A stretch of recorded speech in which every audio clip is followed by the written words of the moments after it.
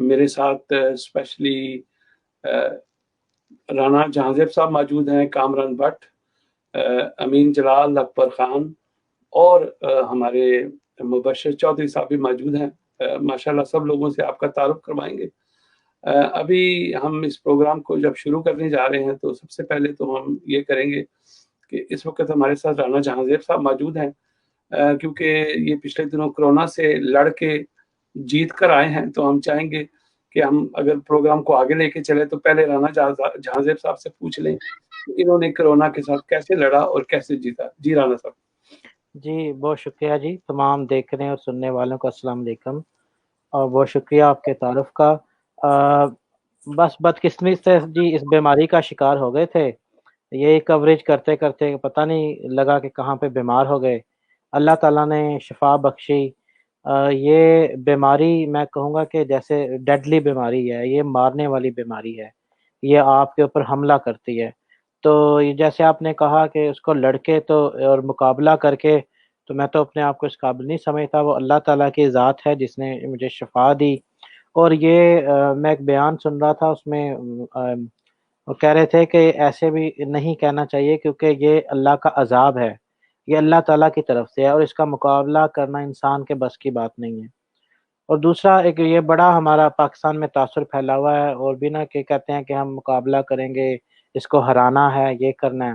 تو اس میں اکثر مثال دیتا ہوتا ہوں کہ دیکھیں کوئی بھی جو عقل مند یا ذی شعور انسان ہے، وہ جنگ میں جب جاتا ہے تو اس کو دو چیزیں چاہیے ہوتی ہیں، ایک تلوار اور ایک ڈھال۔ تو اس وقت آپ کے پاس تلوار موجود نہیں ہے، یعنی تلوار وہ ویکسین ہوگی جس سے آپ اس کو ماریں گے، تو تلوار آپ کے پاس موجود نہیں ہے، آپ کے پاس صرف ڈھال ہے جو اللہ تعالیٰ نے آپ کو آپ کے امیون سسٹم کی صورت میں دی ہے۔ تو گھروں میں رہیں اور اپنے جو آپ کی ڈھال ہے، جو امیون سسٹم ہے، اسے زیادہ سے زیادہ مضبوط کریں۔ اللہ تعالیٰ نے مجھے اس قابل سمجھا کہ مجھے ایک نئی زندگی دی، اور جو میری ڈھال تھی وہ دشمن کا وار جو ہے وہ روک کے، اور میں واپس جو ہے وہ جنگ سے نکل کے آ گیا، اللہ تعالیٰ نے مجھے زندگی بخشی۔ تو اس میں کچھ چیزیں میں بتا دیتا ہوں کہ یعنی کون سے سمٹمز ہوئے، علامات کیا تھیں، اور ہاسپٹل میں جب گئے تو وہاں انہوں نے کیا کیا۔ تو یہ پہلے تو مجھے بخار ہو گیا، ہائی ٹیمپریچر 4-5 دن وہ رہا۔ اس کے بعد مجھے ڈائریا ہو گیا کیونکہ مجھ سے کچھ کھایا نہیں جاتا تھا، صرف فلوئڈ پی سکتا تھا۔ اور اس کے بعد جو ہے وہ کھانسی ہلکی سے شروع ہو گئی۔ تو ایک دن میں ہاسپٹل رہا، انہوں نے مجھے ٹیسٹ وغیرہ کر کے واپس گھر بھیج دیا کہ آپ سیلف آئسولیشن میں رہیں، اور انہوں نے کہا کہ وائرس ہے، آپ کو نا نام نہیں بتایا کیونکہ انہوں نے ٹیسٹ نہیں کیا تھا۔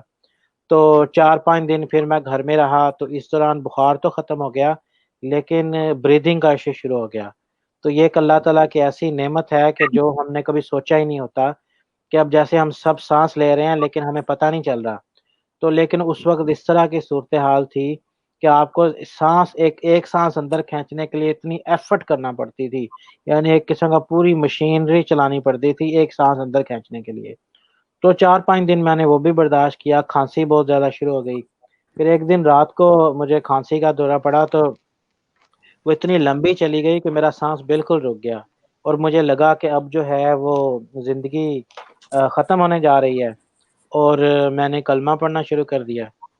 اور اگلے دن پھر میں نے دوبارہ ان کو نیشنل ہیلتھ سروس پہ کال کی، تو وہ آئے تو انہوں نے چیک کیا کہ بریدنگ کا ایشو ہے، تو انہوں نے مجھے آکسیجن کا ماسک لگا دیا اور ہاسپٹل لے گئے۔ تو 3 دن انہوں نے وہ آکسیجن لگائے رکھی، اور مجھے کہا کہ آپ ٹوائلٹ بھی جائیں تو آکسیجن کا سلنڈر ساتھ لے کے جائیں۔ پھر اس وقت انہوں نے میرے سارے ٹیسٹ وغیرہ کیے، کرونا کا بھی ٹیسٹ کیا، اور چیسٹ ایکس رے لازمی کرتے ہیں کیونکہ یہ آپ کے لنگز کو افیکٹ کرتا ہے آگے۔ اور پھر ایک ٹیکہ آپ کے پیٹ میں لگاتے ہیں جب بھی آپ جاتے ہیں، وہ کہتے ہیں خون پتلا کرنے کا ہے۔ اور پھر انہوں نے مجھے ڈرپ لگائی، اس میں فلوئڈ وغیرہ ڈالے تاکہ وہ کہتے ہیں کہ آپ کو ڈائریا ہے تو فلوئڈ کی کمی نہ ہو۔ اور کوئی وہاں پہ ایسا جو علاج نہیں کرتے کیونکہ اس کی کوئی ویکسینیشن ہے نہیں۔ اگر بخار ہے تو آپ کو پیراسیٹامول دے دیتے ہیں، پانی کی کمی ہے تو ڈرپ لگا دیتے ہیں، باقی بس ٹیسٹ یعنی مانیٹرنگ میں رکھتے ہیں آپ کو نا۔ میرے ادھر ایک انہوں نے بلڈ پریشر کی پٹی لگا دی، انگلی پہ آکسیجن کا وہ چوٹی سی لگا دی۔ وہ یہ ہے کہ وہ مشین پہ پھر وہ میری آکسیجن لیول اور میرا بلڈ پریشر ساری چیزیں آتی تھی، ہر گھنٹے بعد ان کی نرس آ کے چیک کرتی تھی۔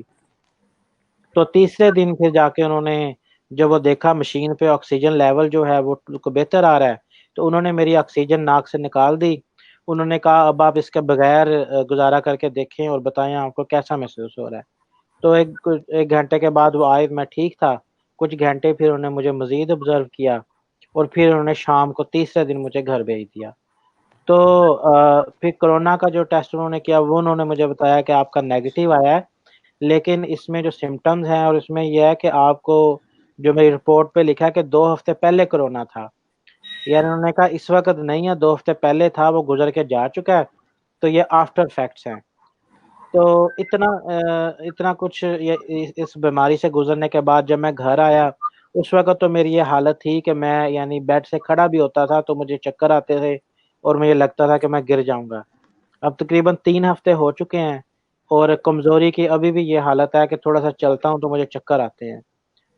तो मैं ये मैसेज देना चाहूंगा अपने तमाम पाकिस्तानियों को, पूरी दुनिया में उर्दू समझने और सुनने वालों को, कि ये एक डेडली बीमारी है। खुदारा अपने घर वालों को, अपने बच्चों को, फैमिली को इससे बचाएं और घर पे रहें।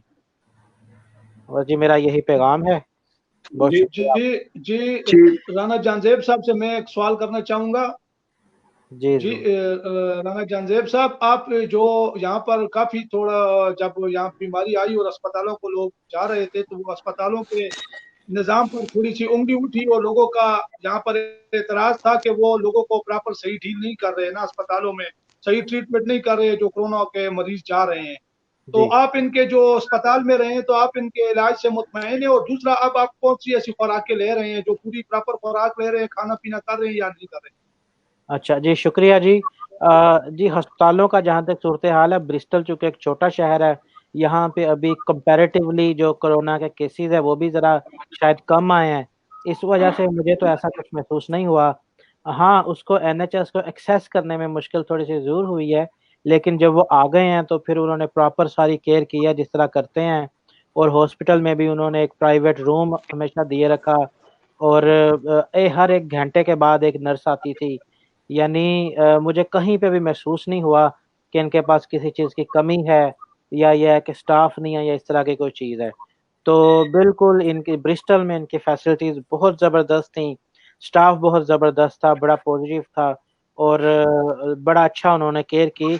लेकिन मैं ये ज़रूर बताना चाहूँगा कि मैं वहाँ पे जब था, तो चूँकि वहाँ कमरे नज़दीक नज़दीक ही होते हैं और बाहर आप यानी एक गली सी होती है होटल की तरह, और उसकी साइडों पे कमरे होते हैं और दरवाज़ा शीशे का होता है। तो अक्सर मैं देखता था इनकी नर्सों की दौड़ें लगी होती थी और ये आवाज़ें अजीब-अजीब सी आती थी ना, क्योंकि बूढ़े लोग थे वहाँ कमरों में। तो वहाँ पे इतना ज़्यादा यानी नेगेटिव इम्प्रेशन मेरे ऊपर पड़ा, मुझे डर लगना शुरू हो गया, मुझे लगा कि अगर मैं हॉस्पिटल में रहा तो शायद मैं ज़िंदा वापस ना आ सकूँ। तो लेकिन अल्लाह ताला का करम हुआ, ठीक हो गया, मैं आ गया। अच्छा, अब जो खुराक की आपने बात की, तो खुराक में देखें बहुत सारी चीज़ें हैं। एक सैलेड में आता है सेलरी, शायद नाम आपने सुना हो, वो लंबी-लंबी होती है, उसका अगर आप निहार मुँह जूस पिएँ, तो उसमें बहुत ज़्यादा तासीर है आपका क़ुव्वत मुदाफ़त को ठीक करने की। दूसरा जो मैं यूज़ करता हूँ, मैं गाजर, माल्टा और सेब का मिक्स करके जूस भी यूज़ करता हूँ और ये मैं निहार मुँह पीता हूँ। सबसे पहले उठ के मैं गरम पानी केटल का करके उसमें अदरक, लेमन और हनी ये डाल के 2-3 कप इसके पीता हूँ। उसके बाद फिर मैं फ्रेश जूस पीता हूँ। फिर यखनी मैं लैम की दिन में 2 दफ़ा पीता हूँ। रात को सोने से पहले मैं दूध उबाल के उसमें हल्दी और काली मिर्च जो है 2-3 दाने पीस के वो डाल के वो मैं पीता हूँ। और मैं कोशिश करता हूँ जो मैं खाना खाऊँ वो कीमा, लैम या इस तरह की चीज़ें हों, ताकि उससे मुझे ताकत आए, ज़रा जिस्म ताकत पकड़े। और केले और खजूर का मिल्क शेक, यानी इस तरह की चीज़ें जो ताकतवर हैं, क्योंकि कमज़ोरी है बहुत ज़्यादा ना, बिल्कुल खड़ा भी नहीं हुआ जाता। तो ये खुराक है सारी जो मैं खा रहा हूँ, बाकी अल्लाह ताला शिफा देगा और तबीयत बिल्कुल जी, बिल्कुल जी, बहुत शुक्रिया राना भाई, फ़हीम भाई, आपकी इजाज़त से कि आपने बड़ी ज़बरदस्त तरीके से बात की। और चूँकि आपकी सेहत हमें पता है कि नहीं ठीक हो, आपने हमारी खसूसी दरख्वास्त पे जो है ना आप यहाँ पे आज शामिल हुए हैं। تو چلے ہم آپ چلتے ہیں فہیم بھائی آپ نے اس ٹاپک کی طرف جس پہ ہم بات کرنی ہے. ڈیفینیٹلی آپ کے ساتھ رہنا چاہتے ہیں بھائی. اگلے دنوں میں ہم ایک تفصیلی پروگرام رکھنا چاہیں گے تاکہ جو لوگ ہیں ان کو پتہ چلے. ہمارے ساتھ کونسل مبشر صاحب بھی ہیں کیونکہ وہ بھی اس بیماری سے گزرے ہیں, تو انشاءاللہ تھوڑی دیر بعد ان سے بھی پوچھیں گے. رانا جازب بھائی آپ نے ایک پوسٹ لگائی ہے مولانا طارق جمیل ان کے والے سے, جی تو آپ میں کیا پوچھ سکتا ہوں وہ آپ نے کیوں پوسٹ لگائی ہے؟ آپ ان کے مائت میں بات کر رہے ہیں, آپ کیا واقعی سمجھتے ہیں کہ انہوں نے جو صحافیوں کے خلاف بات کی ہے تو اس سے ان کو صحافیوں سے معافی نہیں مانگنی چاہیے؟ اچھا امین جلال صاحب, آپ مجھے یہ بتائیں کہ آپ کی کیا رائے ہے صحافیوں کے بارے میں, کہ صحافی جو, بلکہ میں اینکر پرسن کہوں گا, کہ یہ جی سچ بولتے ہیں یا جھوٹ بولتے ہیں اصل میں؟ نہیں دیکھیں, سچ اور جھوٹ جو صحافت ہے, صحافی کا کام تو ہوتا ہے کہ جو کچھ معاشرے میں ہو رہا ہے وہ دکھانا, وہ تو دکھا رہے ہوتے ہیں. جی اچھا چلیں, اب تو آپ آپ ان کو کیا ڈیموکریٹک کہتے ہیں, وہ اسٹیٹمنٹ غلط یوز بولتے کر ہیں. رہے ہیں. دیکھیں آپ جی ڈیموکریٹک اسٹیٹمنٹ یوز کر رہے ہیں, میں موت کے منہ سے نکل کے آیا ہوں, میں یوز نہیں کروں گا, میں جو سچ ہے وہ نہیں, بولوں. ہم چاہتے ہیں سر جی یہ تو پلیٹ فارم اسی لیے ہم چاہتے ہیں کہ آپ موت سے منہ سے واقعی نکل کے آئیں اور آپ سچ بولتے ہیں ویسے بھی, اور ہماری خواہش ہے کہ آپ سچ بولیں, آپ بتائیں آپ کیا کہتے ہیں, آپ نے وہ پوسٹ کیوں لکھی ہے. اس جی کے بعد میں چاہوں گا کہ فہیم بھائی اور باقی جو ہمارے ساتھی ہیں وہ اس پہ جی اپنی بات کریں. دیکھیں جی, میں اللہ تعالیٰ کو حاضر ناظر جان کے بتاتا ہوں, ہماری قوم کا ایک المیہ ہے کہ ہم سچ برداشت نہیں کر سکتے. ہم جتنے مرضی ہمارا یعنی ڈبل سٹینڈرڈ ہے نا, ہم دوسروں سے تو ایکسپیکٹ کرتے ہیں کہ وہ سارے اچھے کام کریں, سچ بولیں, سارا کچھ کریں, لیکن ہم اپنے آپ سے شروع نہیں کرتے. تو وہ تبدیلی کا جیسے جو نعرہ تھا وہ اسی لیے تھوڑا سا فلاپ ہو رہا ہے کہ ہم سب کو کہہ رہے ہیں کریں, لیکن ہم خود اپنے گھر سے شروع نہیں کرتے اس چیز کو. اور یہ جو بات ہے مولانا طارق جمیل صاحب والی, انہوں نے سچ بولا ہے. اس میں جو انہوں نے ایک حدیث پیش کی, اس حدیث کے 4 پہلو انہوں نے پیش کیے. میں نے وہ ساری لکھے ہوئے پوائنٹس, لیکن شاید میں اتنا بول نہ سکوں, تو اس لیے میں ویسے زبانی آپ کو بتا دیتا ہوں. انہوں نے پہلے تو ایک جھوٹ کا کہا دیکھیں, اور انہوں نے کہا کہ سارے جھوٹ بول رہے ہیں پوری, اور پاکستانی نہیں, انہوں نے کہا پوری دنیا کا میڈیا جھوٹ بول رہا ہے. اور اس میں کوئی دو رائے نہیں ہے. میں صحافی بنا اس لیے ہوں کہ میں دیکھ رہا تھا کس طرح جو اینکر ہیں اور صحافی ہیں دنیا میں جھوٹ پھیلا رہے ہیں, چیزوں کو ٹوسٹ کر رہے ہیں اور اپنے مفاد کے لیے یوز کر رہے ہیں, اور ایک کنگ میکر بنے ہوئے ہیں. تو ان کے خلاف جہاد کرنے کے لیے ہی تو میں صحافی بنا ہوں. اور اگر میں بھی ان کی صف میں جا کے کھڑا ہو جاؤں تو پھر میرے میں ان میں فرق کیا رہے. اور دوسری جو بات انہوں نے حدیث کے حوالے سے کہی, وہ دھوکہ دہی کے حوالے سے کہی کہ دھوکہ دیتے ہیں ہم لوگ نا, تو اس میں بھی کوئی دو رائے نہیں ہے. پاکستان میں ہر دوسرا شخص دھوکہ دیتا ہے. اب میں جتنا مرضی ڈیموکریٹک اسٹیٹمنٹ یوز کروں, جو مرضی کروں, لیکن جو سچ ہے وہ سچ ہے. تیسری اسٹیٹمنٹ انہوں نے حیا کے بارے میں یوز کی, اور اس پہ انہوں نے بہت زور دیا. اور زور کیوں دیا؟ انہوں نے ایک واقعہ سنایا کہ قوم لوط پر 5 مرتبہ عذاب آیا. انہوں نے کہا کہ جتنی قومیں ہیں ان پر صرف 1 مرتبہ عذاب آتا تھا, قوم لوط پر 5 مرتبہ آیا بے حیائی کی وجہ سے. اللہ تعالیٰ کو بے حیائی سخت ناپسند ہے, اتنی کہ اللہ تعالیٰ نے 1 کی مرتبہ 5 مرتبہ عذاب ان پہ لے کر آئے. تو انہوں نے پھر آگے پھر مخاطب ہوتے ہوئے کہا کہ اب آپ بتائیں کہ میری بیٹیوں کو کم لباس میں کون نچا رہا ہے, کم لباس کس نے پہنایا ہے. پھر انہوں نے کہا جو ہمارے نوجوان ہیں وہ کیوں بے حیا ہو گئے. تو یہ جو ایک لوگ تانا دیتے تھے کہ انہوں نے صرف عورتوں کے حقوق کی بات کی یا عورتوں کی بات کی, تو ایسا نہیں ہے. انہوں نے ساتھ ہی کہا کہ ہمارے نوجوانوں, انہوں نے نوجوانوں کا بھی لفظ یوز کیا, تو خالی عورتوں کی بات نہیں ہو رہی. تو یہ تو آرگومنٹ یہیں پہ جو ہے وہ ختم ہو گیا. دوسری انہوں نے پھر کہا کہ یہ کون نچا رہا ہے, یہ کون کم لباس پہنا رہا ہے. پھر انہوں نے کہا کہ اس کا ذمہ میں اپنے سر لیتا ہوں, اس کا گناہ میں اپنے سر لیتا ہوں کہ میں نے اپنے بچوں کو, میں نے اپنی قوم کو نہیں بتایا.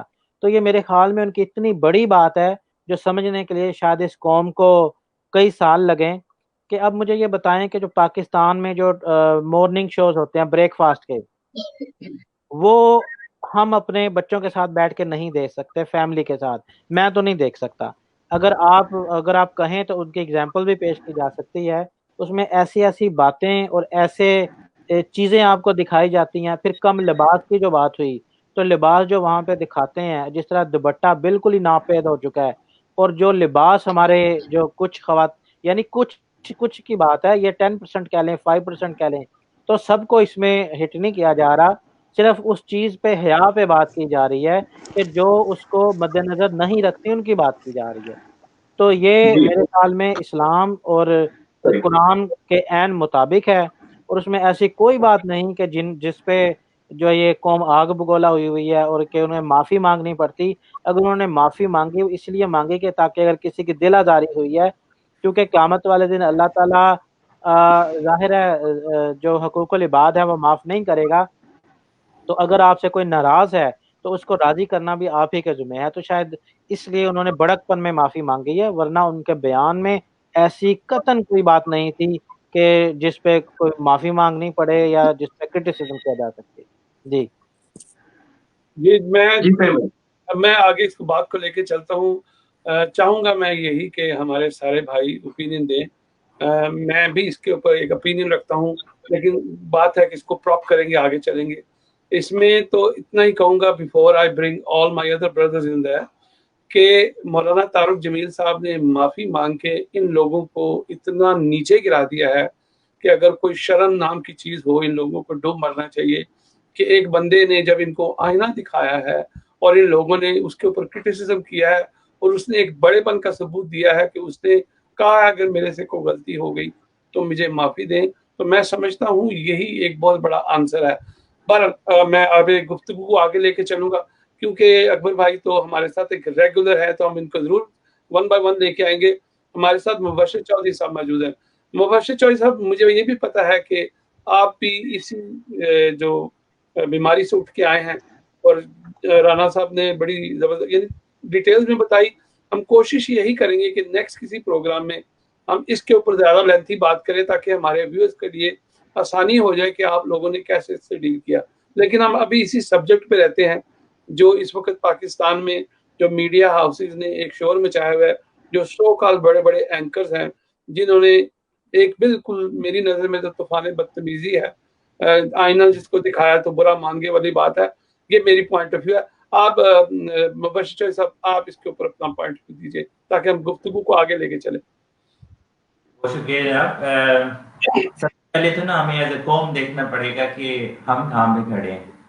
تو جو چیزیں مولانا صاحب نے ڈسکس کی، کیا ہم یہ جٹلا سکتے ہیں کہ ایز اے قوم ہم یہ نہیں کر رہے؟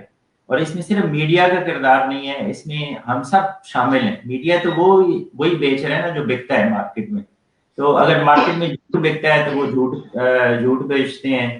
اگر مارکیٹ میں بے حیائی بکتی ہے تو وہ اس کے مطابق بے حیائی بیچتے ہیں. باقی رہا کہ بے ایمانی یا رزق حلال، ہم سب جانتے ہیں کہ ہمارے اندر کوتاہی ہیں. تو اگر درستگی کا راستہ لینا ہے تو سب سے پہلا عمل تو یہ ہوگا نا کہ میں اپنی جو خامیاں ہیں یا میری جو غلطیاں ہیں میں ان کو ایکسیپٹ کروں، پھر ان کو کریکٹ کروں گا.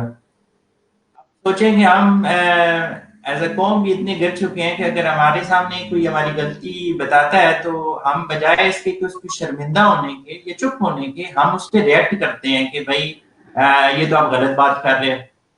تو یہی کچھ شاید مولانا صاحب نے بھی کیا. مولانا صاحب نے ایک دعا کے لیے ان کو بلایا گیا، اور دعا کا یا اللہ سے معافی مانگنے کا سب سے پہلا سٹیپ تو یہی ہوتا ہے کہ آپ اپنی کوتاہیوں اپنی غلطیوں کی کو ایڈمٹ کرتے ہیں اور پھر اللہ سے معافی مانگتے ہیں. تو انہوں نے وہی اپنی غلطیوں کو ایڈمٹ کر کے معافی مانگنے کے لیے دعا کی. بٹ انفارچونیٹلی کچھ صحافی حضرات ان کو بھی پوائنٹ سکورنگ کا موقع مل گیا.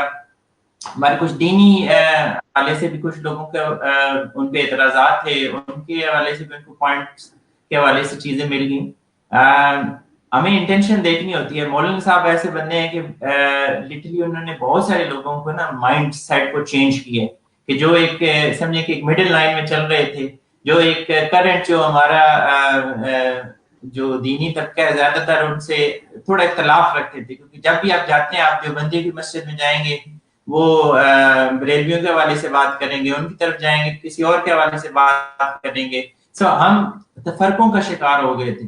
تو یہ ایک واحد ایسے آدمی ہیں کہ جنہوں نے اخلاقیات کی بات کرتے ہیں. آپ کے ہر بیان میں اخلاقیات ہوتی ہے. تو یہ مطلب دکھ والی بات ہے کہ ان کو اس طرح ٹارگٹ کیا جا رہا ہے.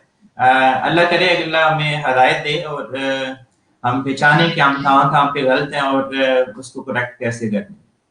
शुक्रिया मुबश्शिर साहब, obviously you been a counsellor, इन बातों पे हम किसी और तरह करेंगे क्योंकि इत्तेफाक के हमने एक सब्जेक्ट चूज कर लिया, तो हम थोड़ा सा हम आपको भी प्रॉप करेंगे कि आपको क्यों इनिशिएटिव मिला, इसको कहीं और पे छोड़ते हुए पहले ही इंस्टिगेट करके मैं आगे चल रहा हूँ। कामरान भट्ट साहब, आप भी थोड़ा सा अपना ओपिनियन दें ताकि ओवरऑल हमारे व्यूज लोग अपने अपने हिसाब से व्यू रखते हैं। जी कामरान भट्ट साहब।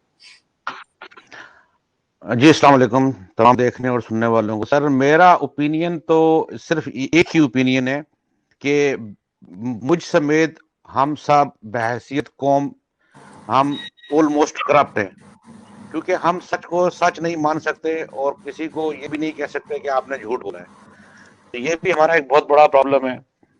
उसमें फिर ये हुआ है कि अगर मौलाना साहब जो है, मौलाना तारिक जमील साहब जो है, मौलाना तारिक जमील साहब की जो पर्सनैलिटी है वो पाकिस्तान के अंदर सबसे ज्यादा सुने जाने वाले स्पीकर्स में उनका शुमार होता है। तो जब उनका शुमार सबसे ज्यादा सुने जाने वाले स्पीकर्स में होता है तो बहुत सारी हमारी कौम है जो कि उनकी फैन फॉलोइंग यानी कि उसमें आती है, और कुछ यानी कि चंद नाम नेहाद जो एंकर्स हैं उन्होंने इस चीज को पर्सनली ले लिया। अब जैसे एक मैं मिसाल दे देता हूँ आपको, छोटी सी एक मिसाल है कि अगर एक आदमी वो अगर दुबला पतला हो, अगर आप उसको कहेंगे यार आप बड़े पतले हो या बहुत दुबले हो आप ना, तो वो शायद इस चीज को इतना बुरा ना माने।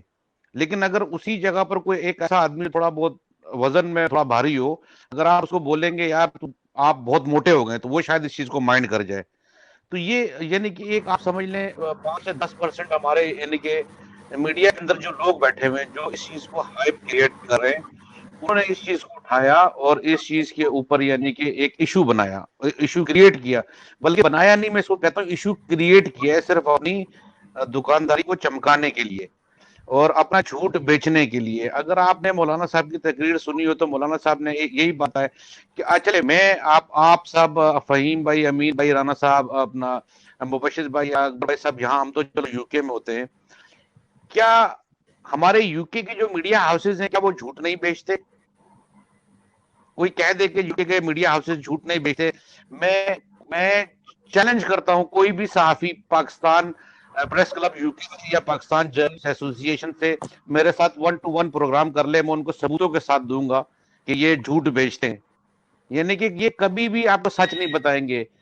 अगर हम बहैसियत कौम नासिल कौम करप्ट है, उसकी एक छोटी सी मिसाल आप ये ले लें, रमजान की आमद है, रमजान की आमद है, हम जिस शहर में जिस मुल्क में रहते हैं यहाँ पर जो गवर्नमेंट है वो गोरों की गवर्नमेंट है। जब भी रमजान अल मुबारक आता है तो यहाँ पर वो इसके एहतराम में आपकी जो चीजों की प्राइसें हैं वो कम कर देते हैं। जबकि आप इसी सिनेरियो को पाकिस्तान एक इस्लामिक कंट्री है, इस्लामी जमहूरिया पाकिस्तान हम उसको कहते हैं, आप वहां पर देख लें आज हमारे यहाँ यूके के अंदर दूसरा या तीसरा रोजा है कुछ लोगों का और पाकिस्तान में दूसरा रोजा है। तो आप चीजों की प्राइसों में ले लें, क्या हम बददयांती नहीं करते? क्या हम चोरी नहीं करते? क्या हम डाकाजनी नहीं करते लोगों की जेबों के अंदर? क्या हम लोगों से झूठ नहीं बोलते? क्या लोगों से गलत बयानी नहीं करते? ये सब चीजें हम करते हैं।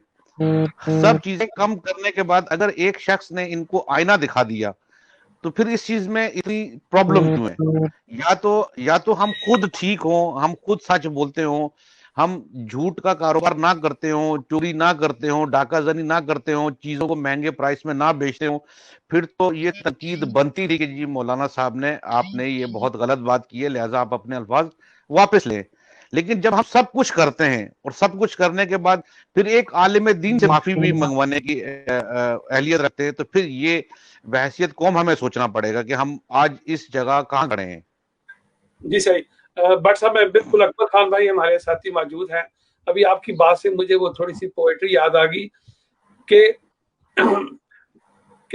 मैं थोड़ी पोएट्री में थोड़ा सा मेरे ख्याल में सब्जेक्ट ही हट जाएगा तो मैं पोएट्री को छोड़ देता हूँ बिल्कुल। अकबर भाई, हाँ अकबर खान भाई आपका थोड़ा सा पॉइंट ऑफ व्यू लेके चले। जी मैं बिल्कुल आपकी बात सबकी बात को बढ़ाते हुए यही कहूंगा कि मौलाना तारिक जमील साहब ने देखो मीडिया को इसलिए कहा है कि मीडिया आजकल के इस दौर में मीडिया एक झूठ फैलाने का जरिया बना हुआ है। जब वहाँ पाकिस्तान में और पूरी दुनिया में लोग घरों में बैठते मीडिया को देखते हैं, न्यूज चैनल को देखते हैं, न्यूज सुनते हैं, टॉक शो देखते हैं, और वैसे भी पाकिस्तान में जो टॉक शो है वो प्राइम टाइम में चलाए जाते हैं। पहले प्राइम टाइम में ड्रामे चलाए जाते थे और अब टॉक शो चलाए जाते हैं कि टॉक शो लोग ड्रामों से ज्यादा देखते हैं। तो उन आप इन टॉक शोज में देखें तो उनमें झूठ के अलावा आपको कुछ नहीं मिलेगा कि उसमें जब 2-3 बंदों को बिठाते हैं तो एक बंदा दूसरे को ब्लेम कर रहा होता है और दूसरे पे इल्जामात की भरमार की हुई होती है उसने। तो मेरे ख्याल में उन्होंने बिल्कुल इन्हें सही कहा है कि ये एक झूठ फैलाने का सबसे बड़ा जरिया है इस वक्त पाकिस्तान में।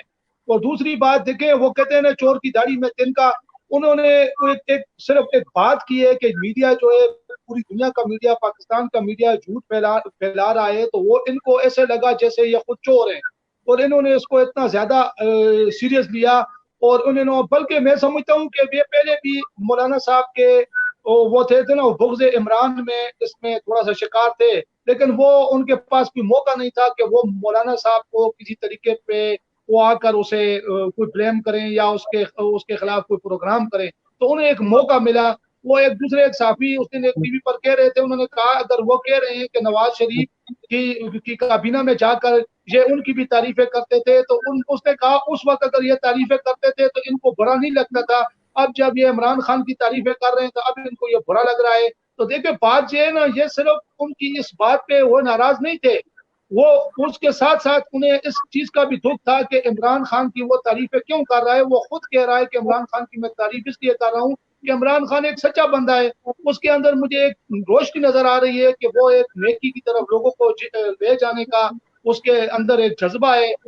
और उसने एक मिसाल दी कि इमरान खान ने मेरे साथ पहली मुलाकात में मुझे कहा कि मुझे कोई ऐसा तरीक़ेकार बताएं कि मेरे नौजवान नबी करीम सल्लल्लाहु अलैहि वसल्लम के रास्ते पे चल पड़े। तो देखिए ये बातें जो थी ना, ये बातें सिर्फ इन लोगों को अच्छी नहीं लग रही थी और इनके पास कोई मौका नहीं था, इनको ये मौका मिला और ये झूठ तो इतने ये फैलाते हैं। देखिए पिछले दिनों डॉन न्यूज में नाम लेकर कह रहा हूँ इस प्रोग्राम में कि उन्होंने किया है, उन्होंने बोरिस जॉनसन की इंतकाल की खबर चला दी।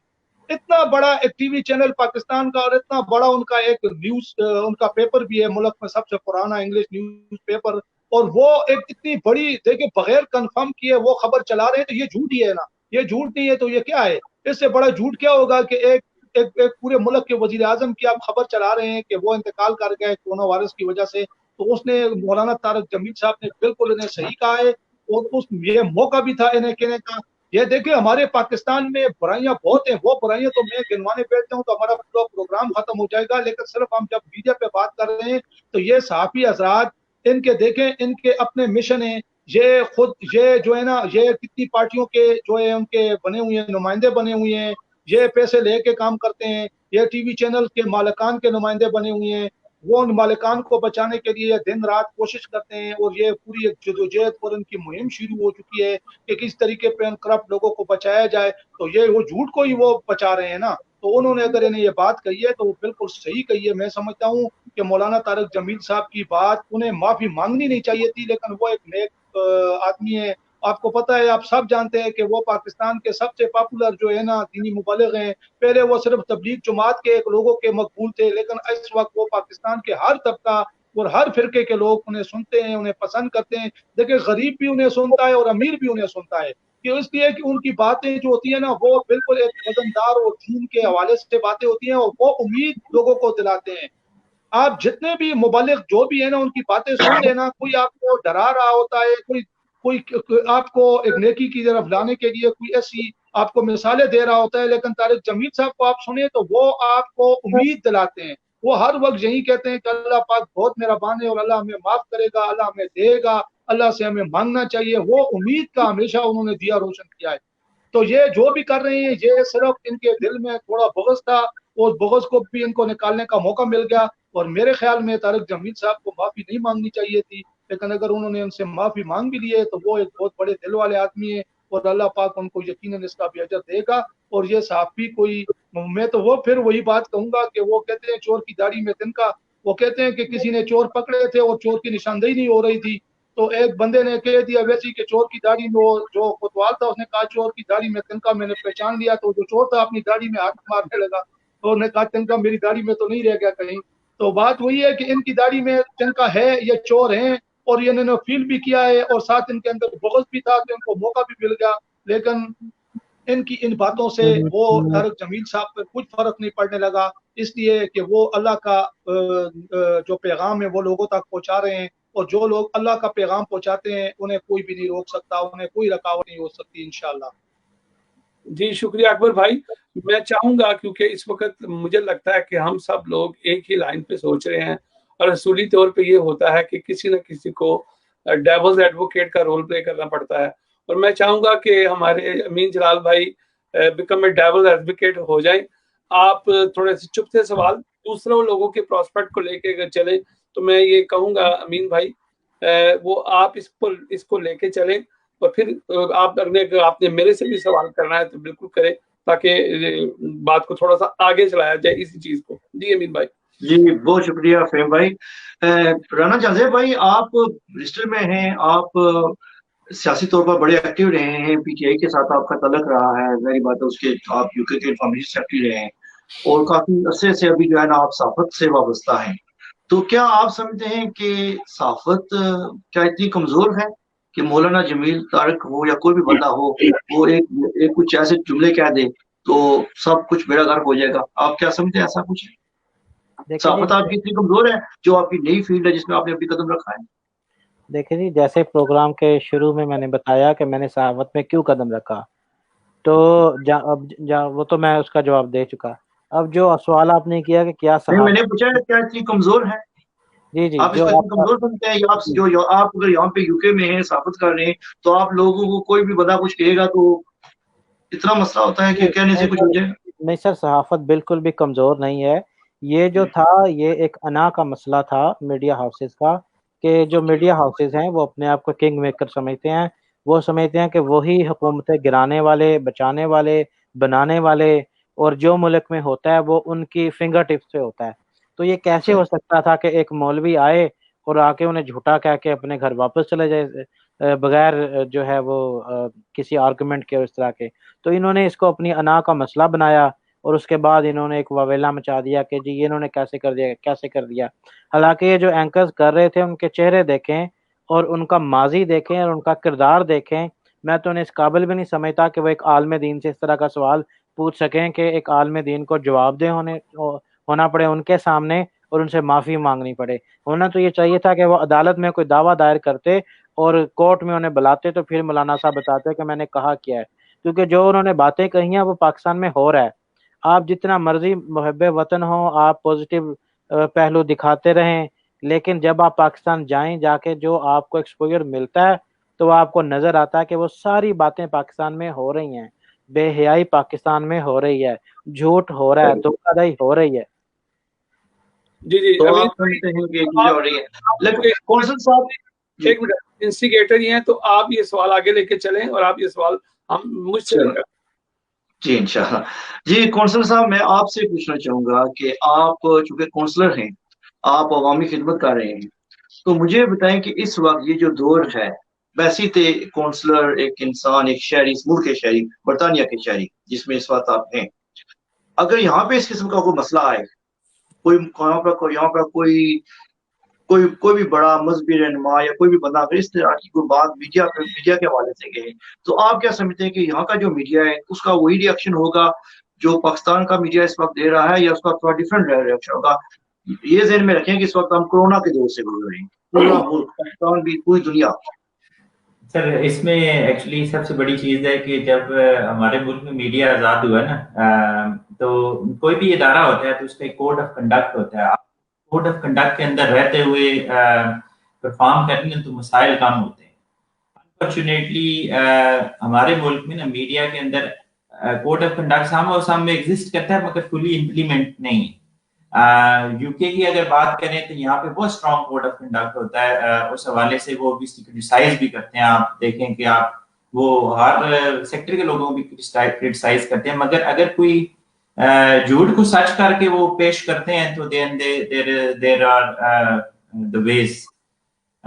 इसी तरह मतलब आई डोंट थिंक कि दूसरी चीज होती है फ्रीडम ऑफ स्पीच भी होती है। मैं अगर एक राय रखता हूँ और मैं ये समझता हूँ कि ये चीजें इस तरह चल रही हैं और उसमें कोई झूठ का एलिमेंट नहीं है, बट उसमें एक राय है कि ये चीजें हो रही हैं, तो मुझे कोई किसी प्लेटफॉर्म पे ये कह के नहीं कर सकता। उन्होंने एक जनरलाइज बात की है, उन्होंने किसी पर्टिकुलर चैनल का नाम नहीं लिया, किसी एक इंडिविजुअल का नाम नहीं लिया।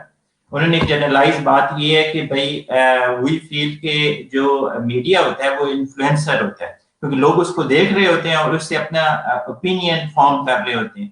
تو اس پوائنٹ آف ویو سے they feel and we feel as well کہ میڈیا کا بہت بڑا کردار ہے معاشرے کو بنانے میں بھی اور معاشرے کو بگاڑنے میں بھی. تو آئی تھنک بہت زیادہ ایگزیجوریٹ کیا جا رہا ہے ساری پوری سچویشن کو, اور یہاں پہ شاید ایسے کبھی بھی نہ ہوتا ہے. کہ میڈیا بڑی رسپانسبلٹی سے اپنا کردار ادا کرتا ہے, اور اسی وجہ سے جیسے رانا صاحب نے کہا کہ جی کورٹ میں لے کے جائیں, کورٹ میں تو ان کے پاس سبسٹنس ہے ہی نہیں کچھ کرنے کے لیے. انہوں نے تو ان کی کریکٹر اسیسینیشن کرنی تھی تھرو میڈیا, تاکہ وہ یہ پرفارم یہ بتا سکیں کہ they are very strong pillar, ان کو اگر کل کوئی چھیڑے گا تو کوئی بھی نہیں بچ سکتا. تو اللہ خیر کرے. جی بہت شکریہ, اللہ خیر ہی کرے گا جی. لیکن کمران بھائی آپ کی طرف بھی کوئی خیر ہے سر؟ آپ اور مولانا جمیل طارق صاحب آج کل جو ہے نا جو بھی بات ہوتی ہے ہر دوسری بات میں میڈیا پہ لگتا ہے اٹیک کر رہے ہیں. وہاں پہ انہوں نے میڈیا سے بات کی, اور ابھی تھوڑی دیر پہلے آپ نے کہا جی کہ آپ کے پاس بھی کچھ چیزیں ہیں جو میڈیا کے خلاف ہیں. تو یہ آپ لوگ کیوں میڈیا کے خلاف کرتے ہیں؟ آپ بھی کیوں کرتے ہیں؟ اگر میڈیا آپ یہ کہتے ہیں کہ ایگزامپل کے طور پر آپ کے پاس اگر کوئی ان کے خلاف ثبوت ہیں کوئی چیزیں, تو آپ ان لوگوں کو کورٹ میں کیوں نہیں لے کے جاتے؟ ابراہیم بٹ صاحب. اچھا جی, سب سے پہلے تو بلکہ میں نام لے کے آپ کو بول دیتا ہوں, ٹھیک ہے, کیونکہ ہم جس ملک میں بیٹھے ہیں ہمیں اس چیز کا کوئی ڈر خوف نہیں ہے کہ ہمیں کوئی یا ہماری کوئی کریکٹر ایسیسینیشن کر سکتا ہے, یا ہم پہ کوئی بغیر وجہ کے یا بغیر اس کے کوئی ہمیں ڈرا دھمکا سکتا ہے. ابھی جیسے دیکھیں, میڈیا کا کام ہوتا ہے کہ عوام کو آگاہی دینا, اور یعنی کہ میڈیا آپ کے جو ایک اہم ستون کی اہمیت رکھتا ہے آپ کی آج کل کی دور میں آپ کی زندگی میں.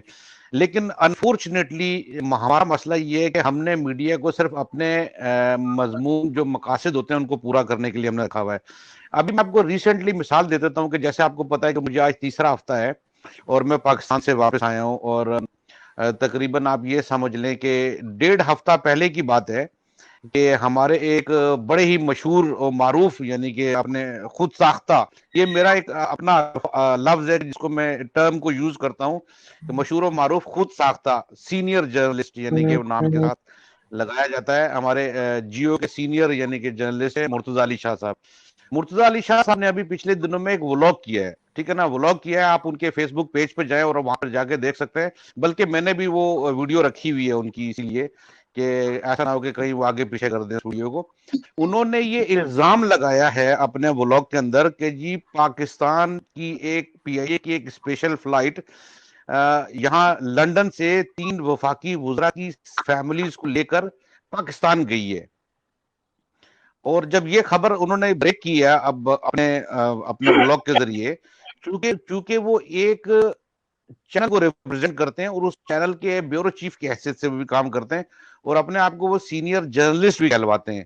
تو جب یہ بات ہوئی اس کے بعد, اس کے ٹھیک 2 گھنٹے کے بعد اپنا پاکستان ہائی کمیشن سے اس کی تردید آ گئی ہے کہ جی اس قسم کی کوئی بھی بات نہیں ہوئی ہے اس میں, یعنی کہ جو نارمل فلائٹ شیڈیول تھی اس حساب سے گئی ہے, یہ صرف اور صرف وفاقی وزراء کی جو فیملیز ہیں ان کے لیے نہیں ہے ارینج کی گئی.